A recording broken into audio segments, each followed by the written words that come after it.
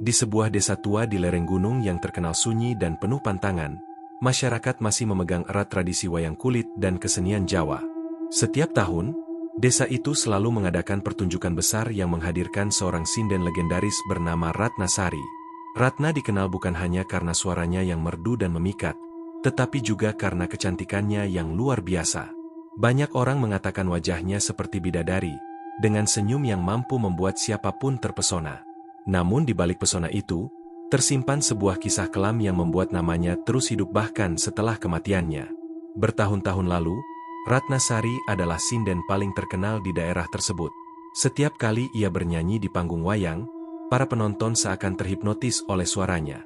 Banyak pria yang jatuh cinta kepadanya, termasuk seorang pengusaha kaya yang terobsesi ingin menjadikannya istri. Namun Ratna menolak lamaran pria itu karena ia sudah mencintai seorang dalang muda bernama Jatmiko. Penolakan itu membuat si pengusaha merasa dipermalukan di depan masyarakat desa. Dendam yang membara membuat pengusaha tersebut melakukan perbuatan keji. Pada suatu malam setelah pertunjukan wayang besar, Ratna menghilang secara misterius. Warga desa mencari kemana-mana, tetapi tidak ada yang menemukan jejaknya. Hingga beberapa hari kemudian, tubuh Ratna ditemukan di sebuah sumur tua di pinggir hutan dalam keadaan mengenaskan. Kematian Ratna membuat desa itu diliputi kesedihan sekaligus ketakutan, karena sejak saat itu berbagai kejadian aneh mulai terjadi.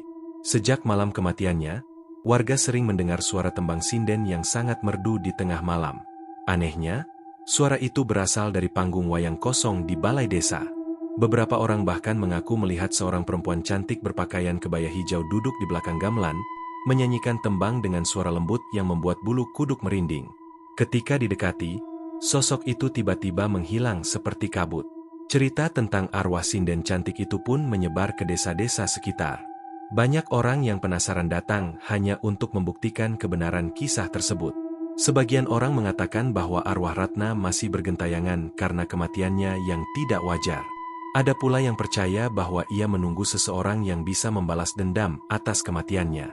Suatu hari, seorang pemuda bernama Bagas, seorang peneliti budaya dari kota, datang ke desa itu untuk meneliti kesenian wayang yang mulai dilupakan.